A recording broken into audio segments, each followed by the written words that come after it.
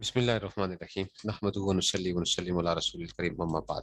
اب خطبات حکیم الامت میں اب آگے اہمیت اعمال.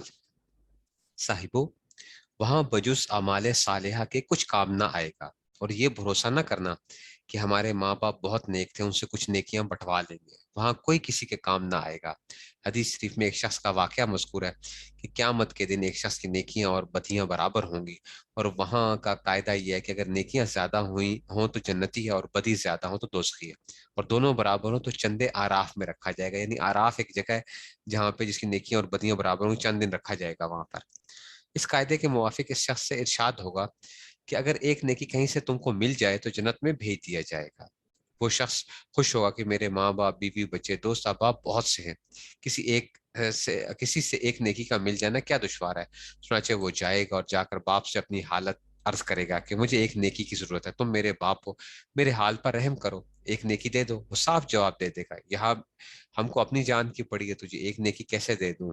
ماں بھی اس طرح جواب دے گی، اولاد بھی ٹکا سا جواب دے گی، دوست احباب بھی دور کی سنائیں گے.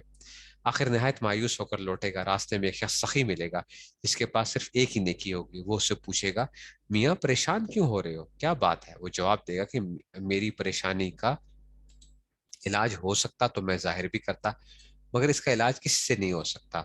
ہر ایک کو اپنی جان کی پڑی ہے، ظاہر کرنے سے کیا فائدہ. ماں باپ، اولاد و اقارب، دوست احباب سب جواب دے چکے، تم کیا کر لو گے. وہ کہے گا تم اپنا حال تو کہو، شاید میں اس میں کچھ ساتھ دے سکوں. غرض بات کلام بسیار، یعنی تھوڑے کو کرنے کے بعد یہ اپنا حال کہے گا کہ مجھے ایک نیکی کی ضرورت تھی. وہ شخص جواب دے گا کہ میرے پاس کل ایک نیکی ہے، اور وہ میرے کسی کام کی بھی نہیں، کیونکہ گناہ بہت زیادہ ہے، میں تو جہنم میں جاؤں گا. یہ نیکی ہوئی تو کیا، نہ ہوئی تو کیا، لے نیکی تو ہی لے لے، جا تیرے ہی کام آ جائے گی. یہ شخص حیران ہوگا کہ یا اللہ، یہ کون سخی ہے جو اس طرح بے خبر اپنی نیکی دے رہا ہے. صاحبو، وہاں بھی یہ اہل دل ہی سخاوت کریں گے. ٹھیک ہے نا. تو اہل دل جو ہوتے ہیں نا، ان میں سے جو نہیں، جو دل، جن کا دل کیا ہوتا ہے، اللہ نے سخی بنایا ہوا ہوتا ہے، اور یہی مخلوق پر رحم کریں گے. ماں باپ کچھ کام نہ آئیں گے. غرض یہ شخص خوش ہو کر وہ نیکی لے کر لوٹے گا اور دربار الہی میں پیش کر دے گا. وہ تو بموجب اس قاعدہ کے بخش دیا جائے گا، کیونکہ نیکیاں غالب ہو گئی.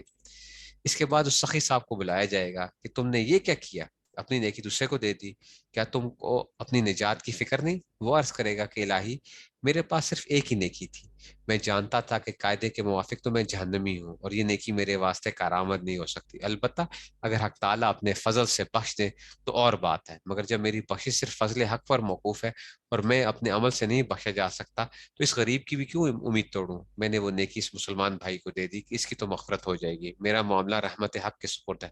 تو وہ شخص اپنے اس سخاوت پر بخش دیا جائے گا. یعنی اللہ تعالیٰ فرمائیں گے کہ اچھا تو اس کو وہ کرتا ہے، تجھے بھی بخش دیا. صاحبو، وہ عجیب دربار ہے، وہاں ذرا ذرا سی بات پر بخشش ہو جاتی ہے. ایک اور شخص کا قصہ حدیث میں آیا ہے کہ اس کے پاس کوئی نیکی نہ تھی، ماں سوا اس نے کہ ایک دن راستے میں سے کانٹا ہٹا دیا تھا، جو ظاہر ہے کہ بہت ہی ذرا سی بات ہے، مگر حق تعالیٰ کے یہاں اس کی بھی قدر ہوئی اور اس کو اسی بات پر بخش دیا گیا. صاحبو، نیک کام کو چاہے کتنا ہی ذرا سا ہو حقیر نہ سمجھو. بعض دفعہ ذرا سی بات قبول ہو جاتی، اور بڑے بڑے عمل جن پر ناستہ رکھے رہ جاتے ہیں. یعنی کوئی نیکی جو ہے نا چھوٹی نہیں ہوتی. اچھا، اس لیے ایک بزرگ کا واقعہ کہ جب ان کا انتقال ہوا تو کسی دوسرے بزرگ کو کشف ہوا یا خواب میں دیکھا کہ ان سے سوال ہو رہا ہے کہ ہمارے واسطے کیا عمل لے کر آئے. انہوں نے جواب دیا کہ اور تو کچھ نہیں، توحید لے کر آئے. ارشاد ہوا کہ تو جھوٹا ہے، توحید بھی تیری درست نہیں.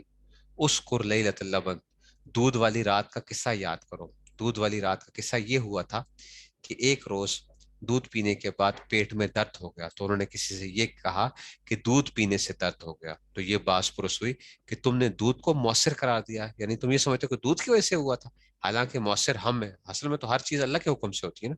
یہ کیسی توحید ہے. جب توحید بھی غلط ثابت ہوئی تو بزرگ بہت پریشان ہوئے.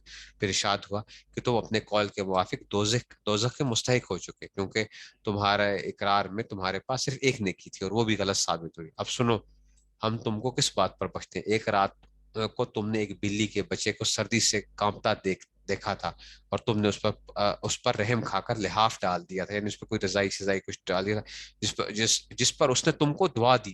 وہ دعا اس بلی کے بچے کی ہم نے قبول کر لی، اور تم کو اس کی دعا پر بخشا جاتا ہے. یہ بھی ایک عمل تھا، مگر کبھی حق تعالیٰ بدو عمل کے صرف ظاہری صورت پر بخش دیتے ہیں۔ چنانچہ ایک بزرگ ہیں قاضی یحییٰ بن اقسم، جو امام بخاری رحمۃ اللہ کے شیخ ہیں، ان کو کسی نے خواب میں دیکھا، ان سے سوال ہو رہا ہے اور عتاب آمیز سوال ہو رہا ہے، وہ چپ خاموش کھڑے ہیں۔ جب عتاب ہو چکا تو انہوں نے عرض کیا، میں تو حدیث میں پڑھا تھا کہ ان اللہ یستحیی من ذی شیبۃ المسلم، کہ حق تعالیٰ شانو بوڑھے مسلمان سے حیا فرماتے ہیں اور اس کو بخش دیتے ہیں، مگر یہاں تو معاملہ برعکس معلوم ہوتا ہے۔ اس پر ارشاد ہو کہ جاؤ، اگرچہ نیکی کچھ نہیں مگر تمہارے بڑھاپے پر رحم کر کے تم کو بخش دیا جاتا ہے۔ ہمارے رسول صلی اللہ علیہ وسلم نے سچ کہا ہے کہ بے شک ہم کو بوڑھے آدمی پر رحم آتا ہے۔ اس کو شیخ سعدی فرماتے ہیں، دلم می دہد وقت ای امید کہ حق شرم دارد زموع سفید، کہ میرا دل ایسے وقت یہ امید دلاتا ہے، دلم می دہد وقت ای امید، کہ وہ امید دلا رہا ہے کہ کیا حق شرم دارد زموع سفید، کہ اللہ تعالیٰ سفید بالوں سے شرم رکھتے ہیں۔ اس سے زیادہ حیرت انگیز دوسری حکایت ہے کہ یہاں تو قاضی یحییٰ بن اقسم واقعی بوڑھے تھے۔